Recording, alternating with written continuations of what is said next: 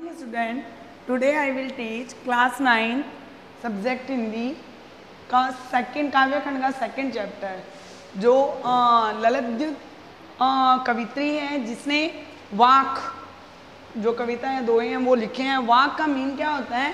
वाणी। Okay, वाक का mean क्या होता है? वाणी की और कुछ जैसे हार्ड मीनिंग या शब्दार्थ है जो मैंने बोर्ड पे राइट कर दिए हैं, उससे आप उनका मीनिंग देख लीजिए। अब हम इन कवित्री का जो कवि परिचय है उसकी रीडिंग करेंगे। तो आप अपनी बुक है वो अपने सामने खोल के बैठिए और उसकी रीडिंग देखिए।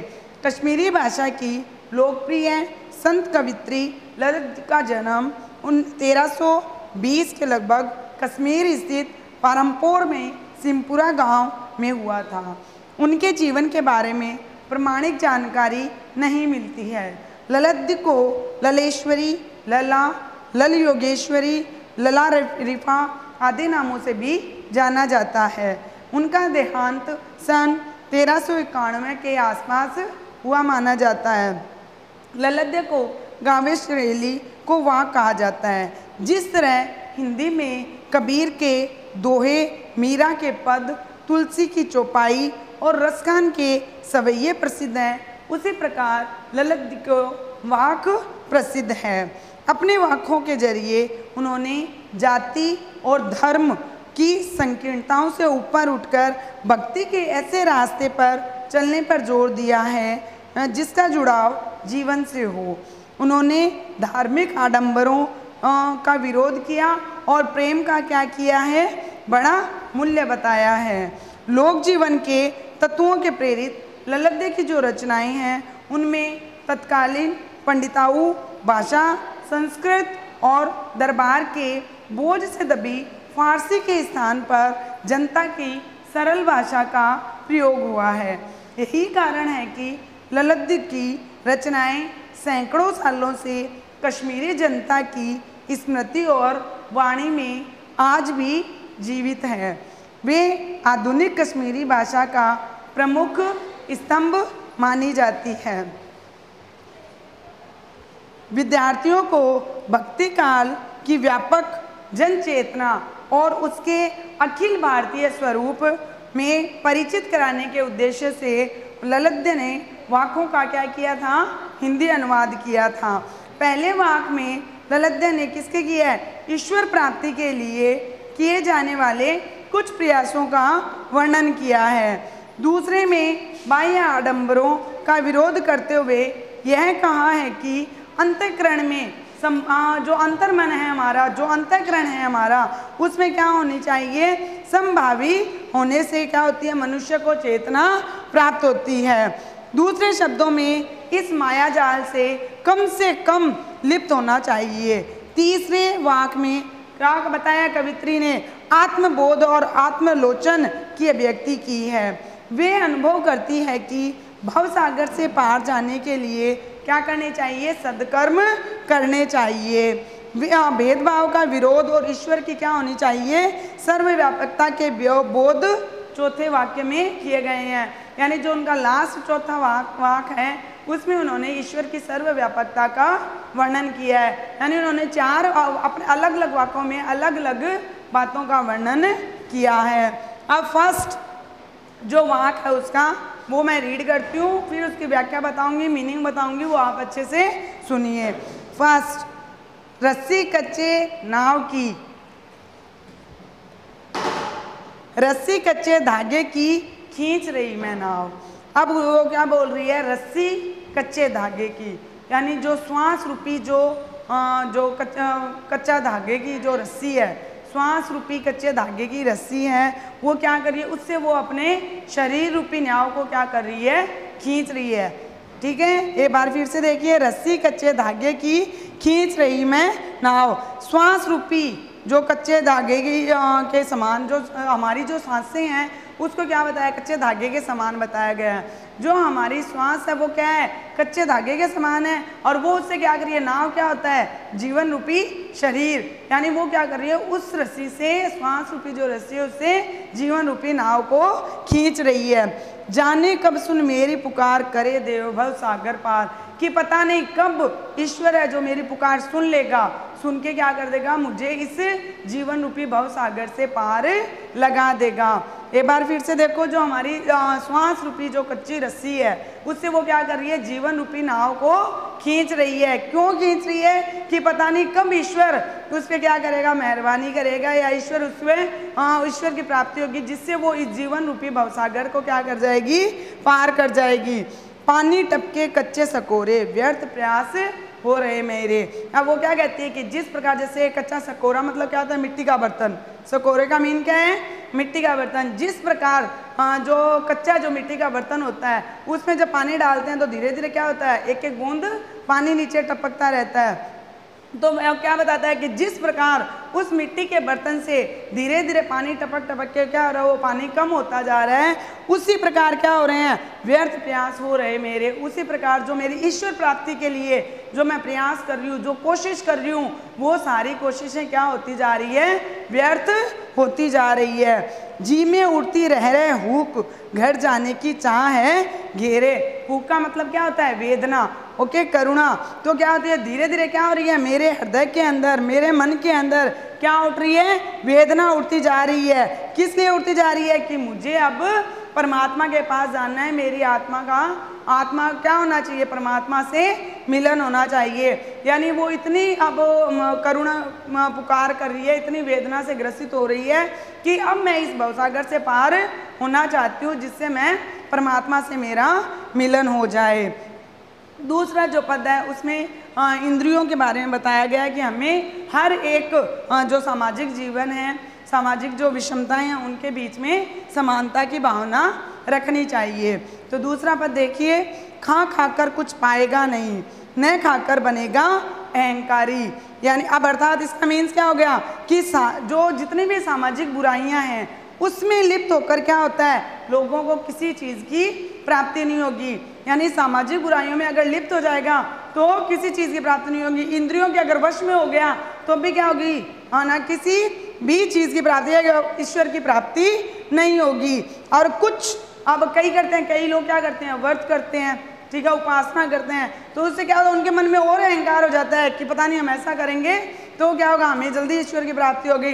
तो अगर खाएगा तभी, अगर उन सामाजिक बुराइयों में लिप्त होगा तब भी क्या होगा, कुछ नहीं होगा। और अगर तेरे मन में ऐसा हो जाएगा कि है ना, नहीं मैं ऐसा करूँगा, ऐसा हो जाएगा, तब भी क्या हो जाएगा, तू घमंडी हो जाएगा, अभिमानी हो जाएगा। सम का तभी होगा संभावी। इसलिए क्या करना चाहिए, हमेशा इंद्रियों को क्या करना चाहिए, समानता के भाव से अपनाना चाहिए। या न तो उसमें जाके आना जाना चाहिए, ज़्यादा तो उसके वश में भी नहीं होना चाहिए और ज़्यादा उसका निग्रह भी नहीं करना चाहिए। अर्थात उनको समान भाव से अपनाना चाहिए। खुलेगी सांकल बंद द्वार की। सांकल अर्थात क्या होता है, जंजीर। तभी क्या होगा कि जो ईश्वर की प्राप्ति, जो मोक्ष के द्वार हैं, वो तभी खुलेंगे। तब आप जब समानता की भावना अपनाओगे तभी क्या होगी, आपके मोक्ष के द्वार अर्थात ईश्वर की प्राप्ति के द्वार खुल जाएंगे। जो तीसरी वाक है, जो कवित्री ने तीसरी वाक बताई है, उसमें उन्होंने क्या कहा है, मध्यम मार्ग अपनाने के बारे में बताया। क्या बताया उन्होंने, आई सीधी राह से गई न सीधी राह। अब वो कवित्री क्या बोलती है कि जब मेरा जन्म हुआ था तब मेरे मन में क्या थे, आई मैं सीधी राह से। अर्थात इसका मीन क्या हुआ कि जब मेरा जन्म हुआ था तब मेरे मन के अंदर न कोई छल था, न कोई कपट था, न किसी प्रकार की कोई सामाजिक बुराइयां थी। यानी जब मैं आई थी तो एकदम सीधा रास्ता था, वहाँ पे कोई छल कपट, कोई सामाजिक बुराइयां, कोई वासनाएं, कुछ भी नहीं थी। लेकिन गई न मैं सीधी राह। लेकिन क्या हो गया, मैं जब भी इस संसार में आई, जब मैं इस जीवन में आई, जब मैंने इस जीवन में प्रवेश किया, तो वहाँ आते ही मैं क्या हो गई, पूरी तरह से सामाजिक बुराइयों से घिर चुकी थी। यानी जितनी भी सामाजिक बुराइयां थी, छल कपट, वो सारे क्या मेरे मन में प्रवेश कर चुके थे। सुषुप्त सेतु पर खड़ी थी, बीत गया दिन आ है। सुषुप्त सेतु यानी जो क्या होता है, हमारे जो मस्तक में, ये जो हमारे नाक के ऊपर जो बीच का जो स्थान होता है, वहाँ सुषुम्ना नाड़ी होता है। तो उस आधार पर उन्होंने क्या कहा कवित्री ने कि जिस प्रकार पुल के जो नदी और या कोई सागर या कोई भी तालाब होता है, उसके बीच में अगर बीचों बीच क्या होता है, पुल बांध देते हैं, तो ऐसा लगता है मैं उस बीचों बीच उस पुल के ऊपर खड़ी हुई हूँ और वहाँ खड़े खड़े क्या हो गया, मेरा पूरा दिन बीत चुका है। यानी मैं ईश्वर प्राप्ति के लिए उस पुल के ऊपर खड़ी हुई हूँ, वहाँ खड़े खड़े मेरा पूरा दिन बीत चुका है।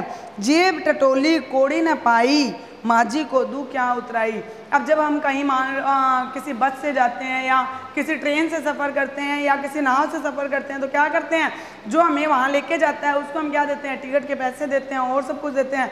लेकिन कवित्री क्या बोल रही है कि मैं ऐसी जगह खड़ी हूँ जब मैंने मेरे जेब में हाथ डाला या मेरे अंतर्मन में मैंने झांका तो क्या था कि मुझे वहाँ किसी प्रकार का कोई सत्कर्म नज़र नहीं आया। यानी जब किसी को अपने को कुछ देना होता है तो अपने जेब में हाथ डाल के हम उसको पैसे देते हैं कि तूने मेरे को वहाँ तक छोड़ा है, उसके टिकट के बदले में हम उसे पैसे देते हैं। लेकिन जब कवित्री क्या बोल रही है कि जब मैं ऐसी जगह खड़ी हूँ, मैं चाहती हूँ कि ईश्वर मेरे को इस भवसागर से पार लगाए, तो उस समय जब मैंने अपने अंतर्मन में झांका तो मैंने ऐसा कोई सत्कर्म नहीं किया था जिससे जो ईश्वर है मुझे क्या करे, इस भवसागर से पार लगा दे और मैं उनको उतराई के रूप में वो दे सकूं। क्या दे सकूं? अपने सत्कर्म। अब आता है कवित्री का जो लास्ट चौथा वाक है, उसके अंदर वो क्या कहना चाहती है, थल थल में बसता है शिव ही। अब वो ईश्वर की व्यापकता के बारे में बता रही है कि ईश्वर सभी जगह क्या है, व्यापक है, सभी जगह विद्यमान है। थल थल में बसता है शिव ही, भेद न कर क्या हिंदू मुसलमान। अब वो क्या बता रही है, कवित्री बोल रही है कि पृथ्वी के हर एक कण कण के अंदर, ठीक है, यानी सर्वत्र व्यापक है। कौन व्यापक है? ईश्वर, वो एक शिव ही है जो सब जगह विद्यमान है। इसलिए तुम्हें क्या नहीं करना चाहिए, हिंदू मुसलमान का भेद नहीं करना चाहिए, यानी एकता या समानता या संभावना को अपनाना चाहिए। ज्ञानी है तो स्वयं को जान, वही है साहिब से पहचान। और अगर तेरे को भेदभाव का इतना ज्ञान है, हिंदू मुसलमान का इतना ज्ञान है, तो तेरे को क्या करना चाहिए, सबसे पहले स्वयं को क्या करना चाहिए, पहचानना चाहिए। अगर तू स्वतः अपने आप को पहचान जाएगा, अगर खुद को तूने पहचानना सीख लिया है तो क्या हो जाएगा, तेरे को अपने आप ही ईश्वर की पहचान और ईश्वर की प्राप्ति हो जाएगी। क्यों हो जाएगी? क्योंकि जो ईश्वर, जहाँ तूने भेदभाव के ज्ञान प्राप्त किया है, जिस ईश्वर से क्या है, तो अगर तूने उस ज्ञान के बदले में अपने को खुद पहचानना शुरू कर दिया तो तेरे को क्या हो जाएगी, ईश्वर की प्राप्ति हो जाएगी। तो इस तरह से कवित्री ने क्या किया, अपने चारों वाक्यों के अंदर ईश्वर की, गुरु की महिमा, इनके बारे में वर्णन किया है। एक बार फिर से देखिए, फर्स्ट जो पद है, रस्सी कच्चे धागे की, यानी जो श्वास रूपी जो कच्चा धागा होता है उससे वो क्या कर रही है, जीवन रूपी नाव को खींच रही है। क्यों खींच रही है? कि पता नहीं कब ईश्वर आ जाए और उसको इस भवसागर से पार लगा दे। इसलिए वो क्या कर रही है, उस नाव को या शरीर रूपी नाव को खींच रही है। अब क्या कर रही है, वो क्या बता रही है इसके लिए कि जिस प्रकार मिट्टी के बर्तन के अंदर क्या होता है, धीरे धीरे पानी टपक टपक कर क्या हो जाता है कि कम होता रहता है, उसी प्रकार ईश्वर प्राप्ति की जितनी भी कोशिशें कर रही है वो क्या कर रहा है, धीरे धीरे उसके सारे प्रयास, सारी कोशिशें व्यर्थ होती जा रही है। और जब हर एक कोशिश व्यर्थ होती है तो क्या होती है, हमारे मन में एक वेदना उठती है, एक दर्द उठता है, एक करुण पुकार उठती है। क्यों उठती है? कि हमें ईश्वर की प्राप्ति नहीं हुई, हम जिस फल की प्राप्ति चाहते थे, जिस परमात्मा की प्राप्ति चाहते थे, वो हमें नहीं हो पाई है। और दूसरे पद में उन्होंने क्या बताया है, खा खा कर बनेगा अहंकारी, यानी इंद्रियों के वश में हो गया तब भी क्या हो जाएगा, अहंकारी हो जाएगा। इंद्रियों से अगर निग्रह कर दिया तब भी क्या हो जाएगा, तो अहंकारी हो जाएगा। इसलिए तेरे को दोनों काम न करके क्या होना चाहिए, समानता की भावना अपनानी चाहिए, यानी इंद्रियों को समभाव से अपनाना चाहिए, समानता के भाव से अपनाना चाहिए। तभी क्या होगी, ईश्वर की मोक्ष रूपी जो द्वार है, जो तेरे मोक्ष रूपी द्वार है, ईश्वर की प्राप्ति का जो साधन है, तभी वो तू प्राप्त कर पाएगा। लास्ट थर्ड जो पद है उसके अंदर वापस देखो एक बार, आई सीधी राह से गई न सीधी राह है। यानी जब कवित्री बोलती है, जब मेरा जन्म हुआ था तब मेरा मन एकदम साफ था, उसमें न छल था, न कपट था, न कोई सामाजिक बुराई थी।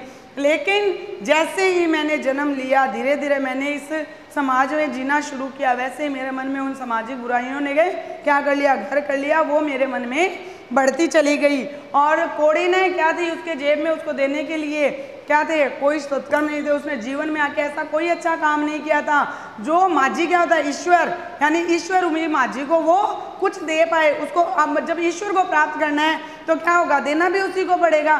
तो उसके अंतर मन में उसने जब झांक कर देखा तो उसे लगा कि मैंने ऐसा कोई सत्कर्म नहीं किया है जो मैं ईश्वर को क्या दे सकूं, उत्तराई के रूप में दे सकूं, ईश्वर को प्राप्त करने के लिए उसको दे सकूं। और जो लास्ट पद है उसमें क्या कहा गया है, कवित्री ने कहा है कि जो ईश्वर है वो सर्वव्यापक है, सभी जगह विद्यमान है, इसलिए हिंदू मुसलमान की क्या भेदभाव नहीं करना चाहिए, हमेशा समानता की भावना और एकता की भावना अपनानी चाहिए।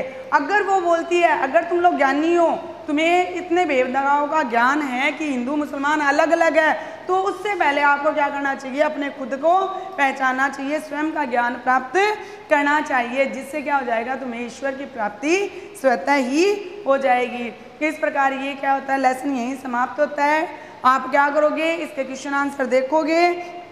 क्वेश्चन आंसर में वेरी शॉर्ट और शॉर्ट दिए हुए हैं, उसमें से आप जितने भी आपके क्वेश्चन आंसर फाइंड होते हैं आप अपने फेयर नोटबुक में राइट करोगे। तो ये आपका आज का वर्क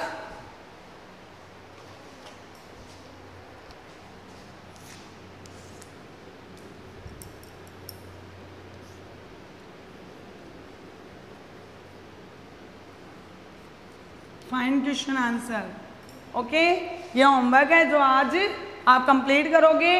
अगर आप फाइंड करते हो क्वेश्चन आंसर तो उनको फेयर नोटबुक में राइट करोगे। Thank you.